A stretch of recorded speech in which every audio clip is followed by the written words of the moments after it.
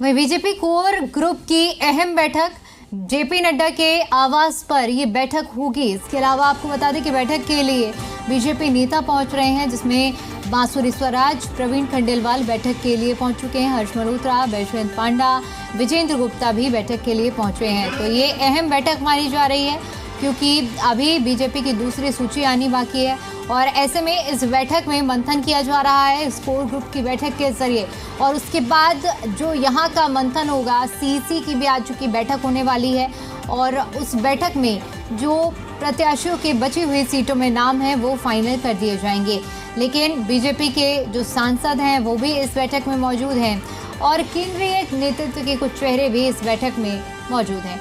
वहीं इसी पर ज्यादा अपडेट ले लेते हैं। जी मीडिया संवाददाता राहुल मिश्रा हमारे साथ जुड़ चुके हैं। राहुल, क्या ज्यादा अपडेट है इस बैठक को लेकर? देखिए, बैठक जेपी नड्डा के आवास पर चल रही है, जो राष्ट्रीय अध्यक्ष हैं, और उनके आवास पर ये बैठक इसलिए भी महत्वपूर्ण हो जाती है क्योंकि सीईसी की बैठक के पहले ये कोर ग्रुप की बैठक बुलाई गई है। इसमें तमाम सांसद वहां पर मौजूद हैं, उसके साथ ही साथ राष्ट्रीय अध्यक्ष वहां पर मौजूद हैं।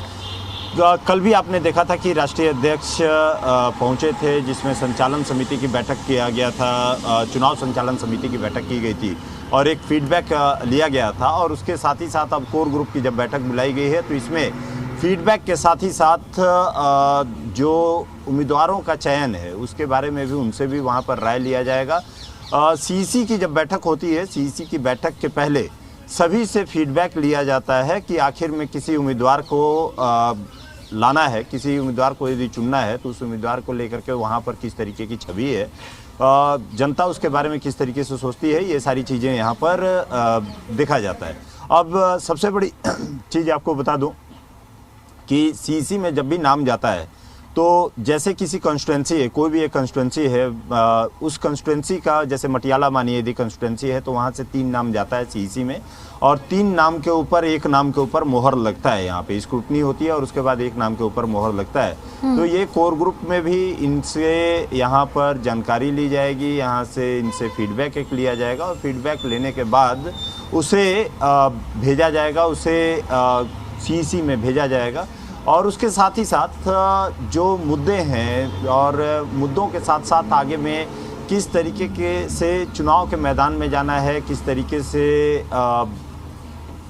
आम आदमी पार्टी सरकार को घेरना है, इन सभी मुद्दों पर भी यहाँ पर बातचीत होगी। तमाम मुद्दों को लेकर के भी यहाँ पर चर्चा होगी। तो कोर ग्रुप की बैठक चल रही है। कोर ग्रुप में यहाँ रणनीति तैयार की जाएगी कि जनता के बीच में कैसे जाना है, कौन से एजेंडे क्या रहेंगे, उसके साथ ही साथ जो उम्मीदवार हैं, उम्मीदवार ठीक है राहुल, एक बार फिर से आपका रुख करेंगे। तो देखिए, दिल्ली में इस वक्त सियासी सरगर्मियां तेज हैं, कहीं आरोप लगाया जा रहा है, कहीं प्रत्यारोप हो रहा है, लेकिन इन सब के बीच में क्योंकि आज बीजेपी की एक अहम बैठक भी हो रही है, इससे पहले क्योंकि राहुल इस पर हमें अपडेट भी दे रहे थे।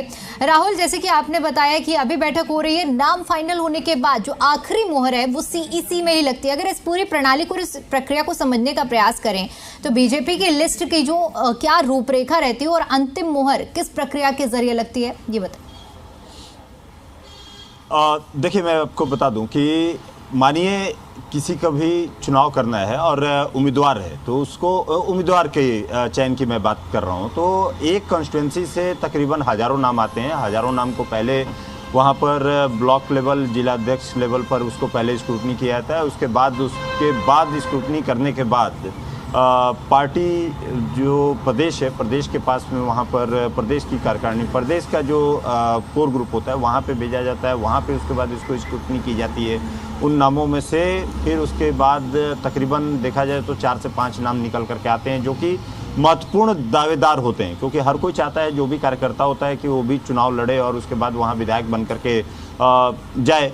तो हर किसी की तमन्ना रहती है, तो सभी नाम का वहाँ पर चयन नहीं किया जाता है, एक ही नाम का चयन होना होता है। तो इसलिए उसमें नाम को स्क्रूटनी की जाती है और उसके बाद जो अंतिम होता है, जब सीईसी में जाता है तो सीईसी में 2 से 3 नाम जाते हैं।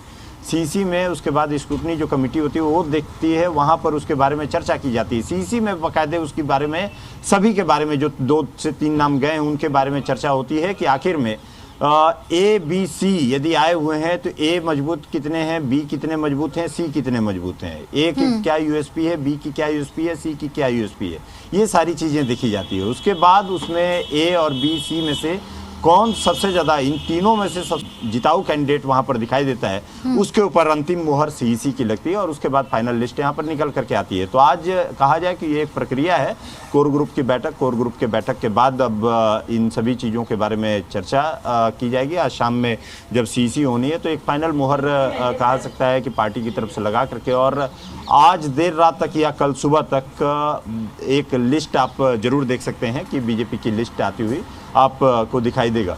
इंतज़ार होगा कि आखिर में कौन कहां से कैंडिडेट्स, और 29 सीटों का तो घोषणा कर दी गई है, बाकी के आज ही करते हैं या कुछ सीटों की घोषणा करने के बाद कुछ सीटों के बाद में फिर उसके बाद चर्चा की जाएगी।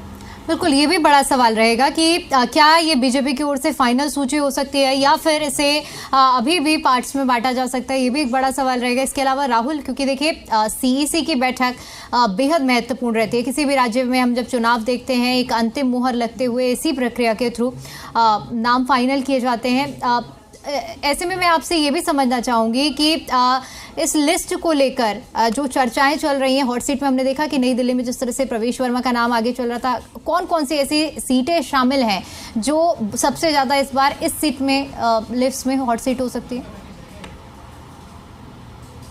और देखिए, तमाम जो ये मौजूदा मंत्री हैं, आम आदमी पार्टी सरकार के जितने जो मंत्री हैं, उनके खिलाफ कैंडिडेट्स देखना होगा कि आखिर में बीजेपी जब उतार रही है तो किन कैंडिडेट्स को यहाँ पर उतार रही है। बड़े दिग्गजों का नाम यदि कहा जाए तो बड़े दिग्गजों का नाम आपने देखा होगा कि उतार ही दिया है बीजेपी ने, कमोवेश यहाँ पर उतार दिया है, जिसमें खास तौर पर बात किया जाए प्रवेश वर्मा हो, या आप देखें तो इसके साथ ही साथ रमेश बिधूड़ी हों। उसके अलावा यदि आप देखें तो कैलाश गहलोत हों, अरविंदर सिंह लवली हों, जो कि पार्टी को छोड़ करके, एक कांग्रेस को छोड़ करके और एक आम आदमी पार्टी को छोड़ करके आए, उनको उतार दिया गया है। उसके अलावा जो बड़े नाम हैं, उन नामों को यहाँ पर घोषणा बीजेपी की तरफ से कर ही दिया गया। कमोवेश जैसे मनजिंदर सिंह सिरसा, इन सभी का नाम यहाँ पर, दुष्यंत गौतम, इन सभी का नाम की घोषणा कर दी गई है।